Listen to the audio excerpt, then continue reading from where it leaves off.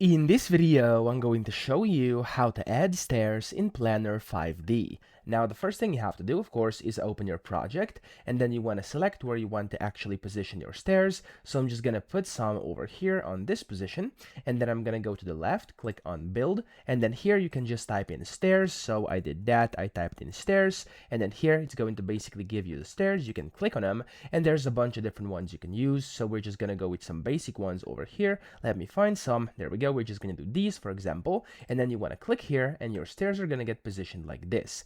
Now, of course, at this point, whenever you do that, you'll be able to change it. You'll be able to move them around like this. You'll be able to change pretty much whatever you want. And then when you're done, you could also go and, of course, when you've positioned them, click on the 3D mode up top, and here you'll be able to see how your stairs look. And of course, if you have multiple floors, you'll be able to go to the new floor and then basically see how this works in there as well, okay? So that's essentially how to add stairs in Planner 5D. I hope this video helped you out. If it did, please subscribe to the channel and help me out as well.